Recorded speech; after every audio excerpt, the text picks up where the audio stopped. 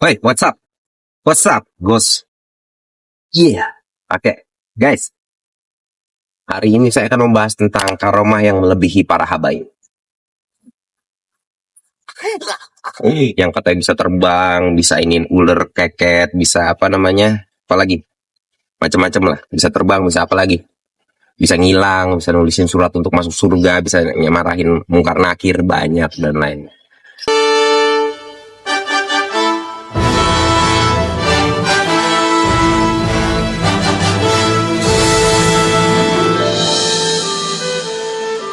Oke guys, seperti biasa gue bakal bagi 3 poin aja. Dan di ending sebenarnya lari dari konteks. Cuman sesuai dengan ajaran Rasulullah juga. Oke, kita masuk ke poin pertama. Apa aja tuh karomahnya?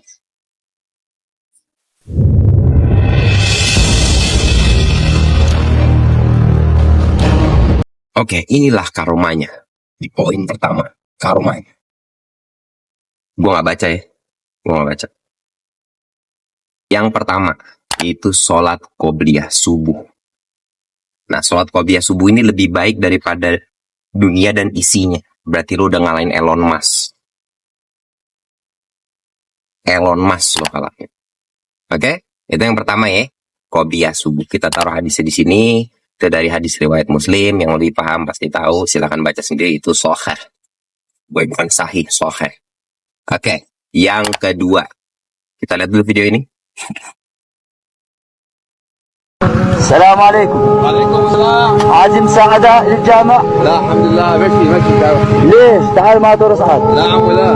يوم الجمعة قال رسول الله صلى الله عليه وسلم من غسل واغتسل وبكر وابتكر ومشى ولم يركب ودنا من الإمام ولم يلغو كان له في كل خطوة سنة عبادة أجر سنة عبادة قيام وصيام. ما شاء الله. هذا حديث صحيح. هذا أعظم حديث بالأجر. بارك الله يوم فيك. الجمعة كاكا يمشي للمسجد يوصل بس هسه مو من الوقت ساعة ب8. كاكا أنا متأخر. متأخر. إيه. ما شاء الله عليك. أسأل الله القبول. إن شاء الله. سلام ترتب. الله يوفقك ويجزل بالجنة. Ya, untuk yang poin kedua, gue baca ya, panjang soalnya. Dari Aus bin Aus As-Sakafi. Saya pernah mendengar Rasulullah Shallallahu Alaihi Wasallam bersabda, barang siapa yang mandi dengan rambutnya, pada hari Jumat dan mandi menyiram sekujur tubuhnya, lalu dia pergi untuk sholat Jumat pada awal waktu dan sampai mendapatkan awal khutbah dengan berjalan kaki dan tidak berkendaraan, lalu duduk mendekat kepada imam untuk mendengarkan khutbah dan tidak berbicara, maka setiap langkahnya dicatat pahala puasa dan ibadah malam 1 tahun. Ibadah malam berarti sholat tahajud. Jadi lebih baik mana daripada karomah terbang? Kalian yang menilai. Oke, kita ke poin selanjutnya yaitu poin selanjutnya. Ke karomah selanjutnya. Aja. Karomah selanjutnya adalah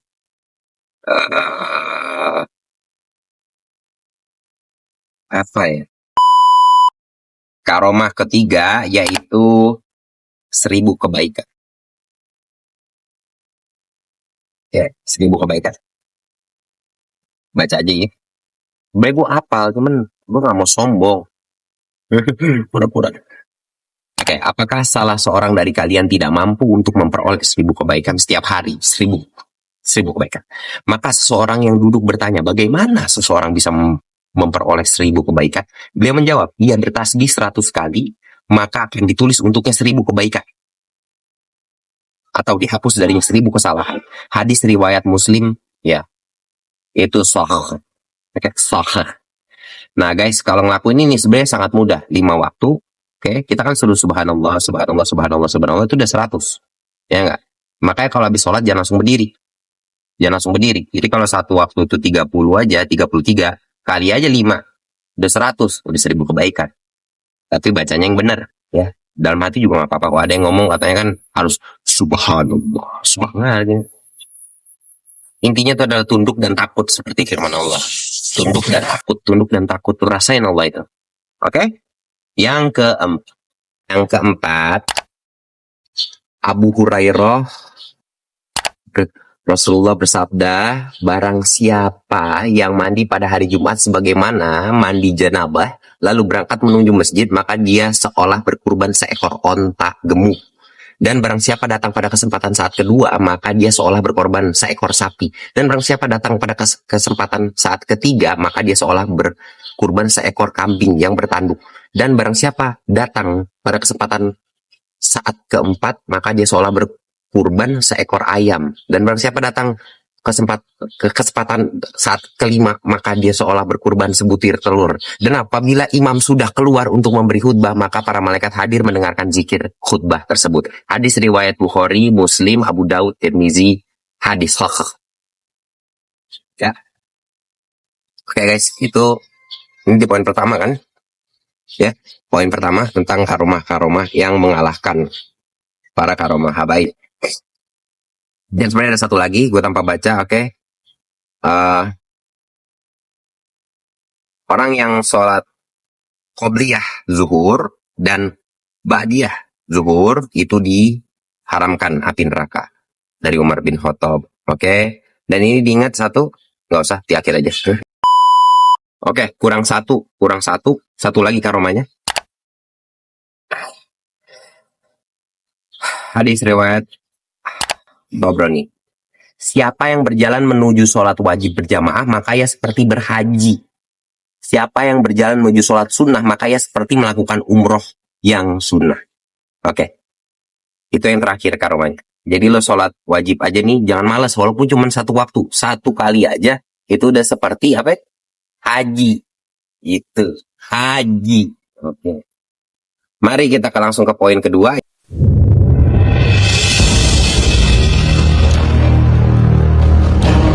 Ya, di poin kedua.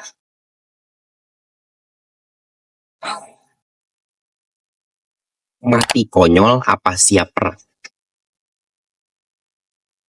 Ya. Oke guys.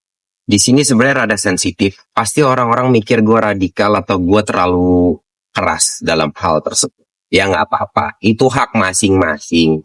Silakan menilai. Gue cuman mengingatkan. Oke, gue akan bahas secara ilmiah dan hadis di sini. Oke, lelaki itu diciptain oleh testosteron atau hormon yang dominan itu adalah testosteron, sehingga mereka membutuhkan sebuah tantangan atau sebuah gerakan yang explosiveness. Oke, itu menstabilkan hormonnya. Nah, kalau tidak, ya nggak stabil. Makanya banyak pembunuhan di mana-mana, banyak pemerkosaan di mana-mana dan lain-lain. Oke, dikarenakan itu. So, kalau kita lihat dari kata-kata Ustadz, salah satu Ustadz yang paling gue cintai ini, coba kita dengar.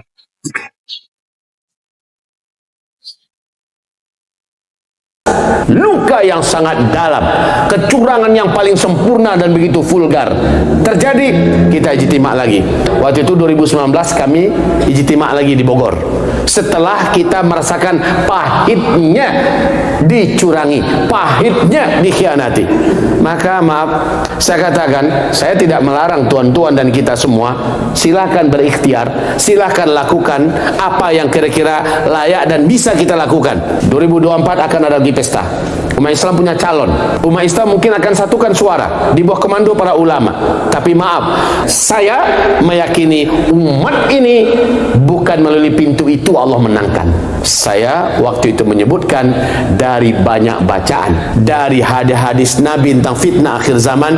Demi Allah, kemenangan umat Islam mengglobal, tidak sifatnya lokal, dan itu terjadi dengan satu saja jalan dari Allah Subhanahu wa taala, yaitu dengan jalur dan jalan jihad, perang di jalan Allah Subhanahu wa taala. Itu saya sampaikan Pak di depan lebih dari 700 para tokoh dan ulama se-Indonesia. Cuma tentu saja kita tidak akan menyulutnya. Kita tidak akan meledakkan bara api peperangan itu, tidak. Itu Allah sendiri yang akan atur. Entah kapan, siapa pemicunya, apa pemicunya, di mana pemicunya. Pada intinya Allah takdirkan umat ini akan menang melalui jalur perang di akhir zaman. Maaf ya, bukan melalui pesta demokrasi. Ya, kita nggak boleh memerangi, benar. Nggak boleh aturannya memerangi. Siapa yang nyuruh memerangi? Jangan. Haram hukumnya, demi Allah Rasulullah. Memerangi terlebih dahulu haram hukumnya. Tak ada. Tapi kami siap itu maksudnya gimana gitu. Kami siap nih gini. Kalau gue ngomong elu pada yang bukan atlet boxing, tiba-tiba gue suruh naik atas ring. Mati ya? Ya mati lah ditamponin. Orang kagak siap, kagak pernah latihan, gimana lo mau turun? Artinya, kita harus berlatih sesuai dengan hormon kita. Yaitu apa? Berlatih bela diri. Berlatih fisik untuk menstabilkan testosteron kita. Sehingga kita nggak mudah terkendalikan oleh pemikiran kita sendiri. Gitu. Nah, dari sinilah lo pada paham ya, ilmiahnya ya, testosteron dan estrogen. Nah, perempuan ini estrogen apa Elektra yang, aku cantik nggak gitu. Yang dibalik-balik. Nah, kalau yang laki-laki tuh, harus begitu, emang harus begitu. Itu kodratullah, udah kodrat gitu loh.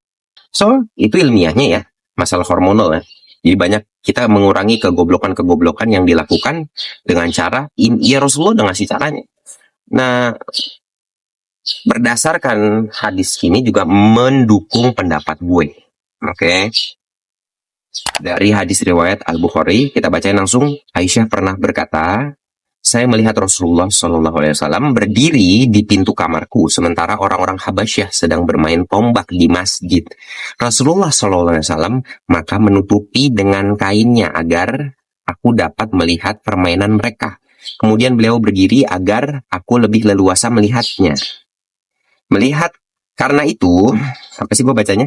Berilah keleluasaan kepada anak-anak wanita untuk bermain. Jadi anak wanita dan anak laki-laki itu dipisah. Itu hadis pertama. Oke, yang mendukung pendapat gue. Dan yang kedua, sesungguhnya Rasulullah gulat dengan rukanah yang terkenal kekuatannya itu. Kemudian ia berkata, domba lawan domba. Kemudian Rasulullah bergulat dan beliau bersabda, berjanjilah denganku untuk melakukan gulat lagi di lain waktu. Kemudian Rasulullah bergulat seraya bersabda, berjanjilah lagi denganku. Lalu Rasulullah SAW bergulat untuk ketiga kalinya.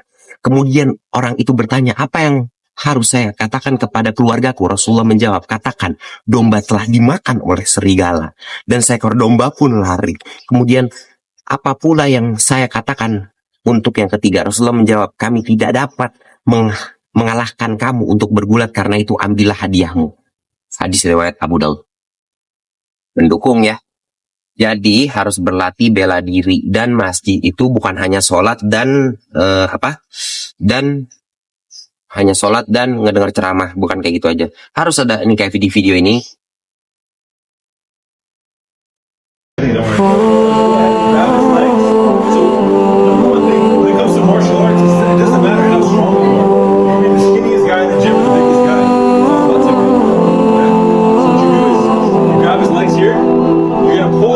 And at the same time, I'm gonna move my head. Everybody see? So I'm gonna be pulling his legs in, and at the same time pushing with my head. Oh. What about? I didn't use any power at all. What about Ya, di video tadi ada yang di masjid latihan gulat. Dan yang gue bingung guys, orang-orang bule yang ngelakuin gulat di beach di mana-mana, dan orang bule yang menjalankan berjanjilah tadi gitu. Paham nggak? Gitu. Kita mah kebanyakan kebanyakan cuman textbook tapi do-nya nggak ada gitu. So yang dimaksud siap adalah siap kalau kita diperangi, bukan memerangi. Radikal terserah. Gue cuma ngikutin hormon gue dan sesuai kadratullah aja kok. Nah kalau lo mau anggap gue radikal, nggak ada masalah, hak lo pada. Oke, kita ke rangkuman ke poin ketiga.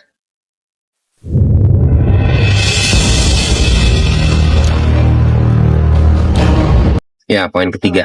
Guys, terakhir ya, rangkuman. Ocehan-ocehan yang tidak bermanfaat.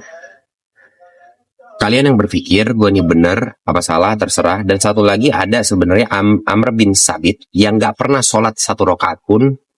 Dan dia masuk surga karena berjihad di jalan Allah. Oke? Itu ada hadisnya juga. Gue gak bacain di sini, cuman kalian boleh nyari sendiri.